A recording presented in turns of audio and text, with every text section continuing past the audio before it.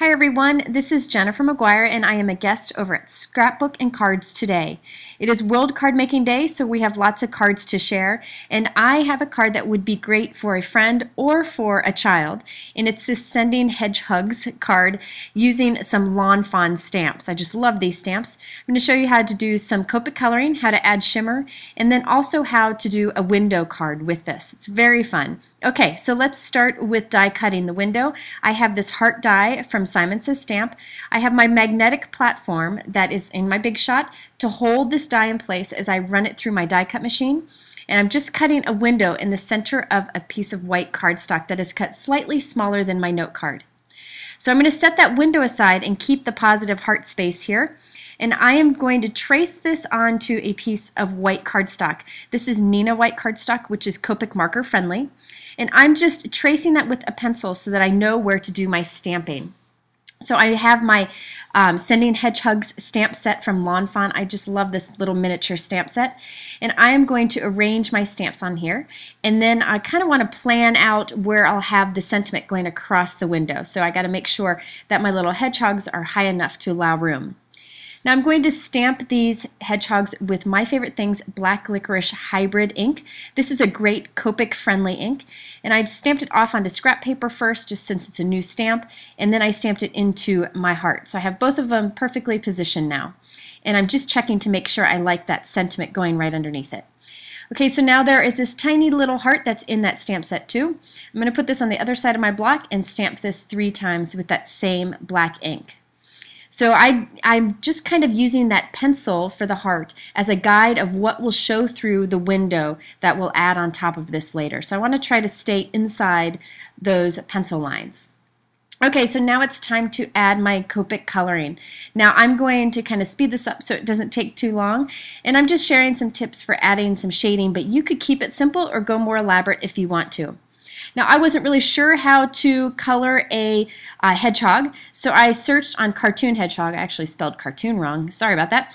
And what I do is I check out the images Google has for cartoon hedgehogs, and this helps me with figuring out how to color my little hedgehogs here on my project. So I found that most of them were light on the bottom and the darker on top, and that was just a little guide for me to get started.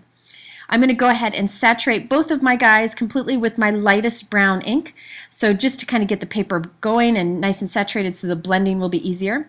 Now I'm adding my medium brown color just around the edges and kind of towards the middle, and then my darkest brown only around the edges. So I'm going from light to medium to dark. Once I've put down all of my dark brown around the edges on this guy, I'm going to come in with my medium shade. So I'm only doing the top of my little hedgehogs right now. And back with my medium shade, I'm just blending the dark to the medium, and then I'm going to do a quick pass over that light area with my medium shade, just a little bit, and then I'm coming in with the light to kind of erase some of that, just to add some highlight. Okay, so now for his body, I just want a little bit of the medium shade for kind of some shadowing or some shading on him. So I just put a little bit down, and now I'm coming in with the light to kind of blend that out. I'm not using any of the dark on the bottom of the body. Now I am going to come in with my colorless blender and just do a little highlighting kind of on the top of his face, and then back with the light just to blend that out. The colorless blender kind of erases the color.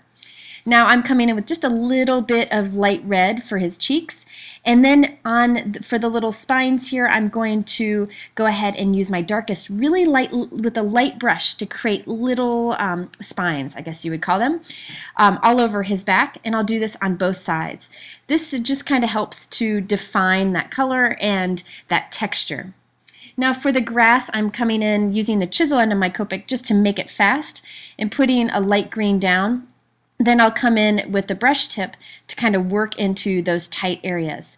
So I'm really saturating this with the green. You can see that I keep adding more because the more you put down, the better it will blend. Next, I'll come in with a slightly darker green and just put that underneath where their bodies are. And then I wanted the grass to be lighter towards the bottom tip of the heart, so I'm going to come in with my colorless blender and do a quick scribble through.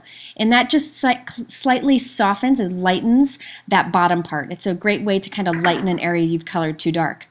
Now for the sky, I'm coming in with BG11, which is one of my favorite colors of all time, really saturating around that. And you don't have to worry about staying inside the lines because we're going to cover up everything outside of the lines.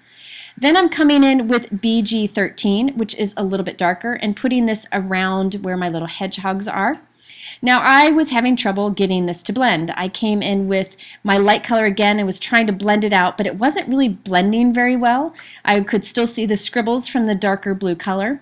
So here's a trick that you can do. You can open your darker color and touch the tip of your lighter to the tip of the darker, and you'll end up with a medium shade. So you'll see I'm touching the darker marker to the tip of my lighter, and you end up with a medium shade that you can go and blend, and it works really well, and it does not damage your markers at all. The Copic markers were intended to touch tip to tip like this.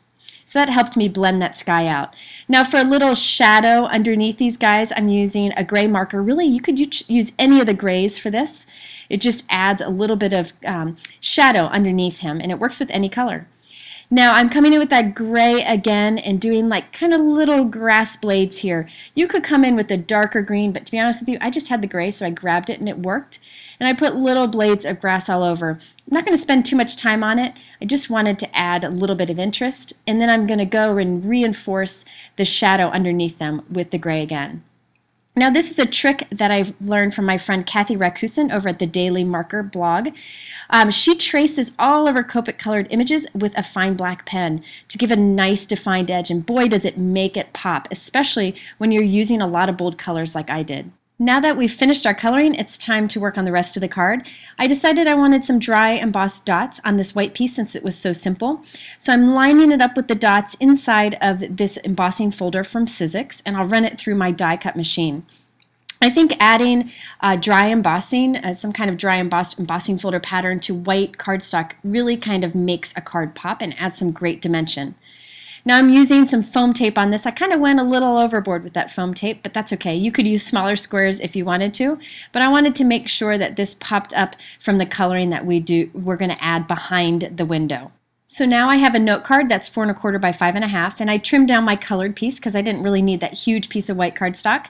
And it's time to put this together. I'm first going to line up my coloring behind the heart window. This seemed to be the easiest way to do it. And then I'm going to add that piece onto my white note card. Very simple, and you can see how those dots really add a lot to the white. And I love the look of the white embossed piece against the white note card, that tone-on-tone look. Now for a little shimmer, I'm going to add a quick coat of Wink of Stella shimmer pen or glitter pen to my little hedgehogs just to add a little sparkle. This is for a child, and I thought the added sparkle would be extra fun. The last piece we need to add is a sentiment. I love this Sending Hedgehug sentiment, so I'm stamping it with Versamark ink onto a piece of dark pink cardstock that matches the hearts on the card, adding some Hero Arts white embossing powder and heat setting it. I like to stamp, when I need a strip, I like to stamp up against the edge of a piece of cardstock. Then I take it to my trimmer and cut the other edge, and then I don't have to worry about getting my sentiment straight on there because I can just cut around it. Then I'm going to cut the ends off and then to create a V on the ends of both of these so that it can be like a banner. I'm going to do a little cut that's dead center on the edge. That's just a little shortcut. Then I will cut from the corner to the tip of that cut, and that's a perfect way to cut a V. So I put a little cut down the center and then from the corner to the end of that cut. And there we have the quick edges to this. Just gives a nice finishing touch. To add that to the card, I have a piece of foam tape in the center, and then I'm going to put regular adhesive on the ends. This way it fits nicely onto the dimension that we already have there. And I'll go ahead and add this to the card. Now since this sentiment is really standing out here, I want to make sure it's nice and straight, so I've got my T-ruler to check that and make sure. The last touch I wanted to do was a little bit of glossy accents onto the hearts, just so they would stand out a little bit with some shine. And I also put a quick dot on the hedgehog's eye, just to make it pop out too. So there you have a fun card that I think a kid would be sure to love. Lots of Copic coloring and a window design. Thanks so much for watching. Again, this is Jennifer McGuire, and I hope you have a wonderful World Card Making Day.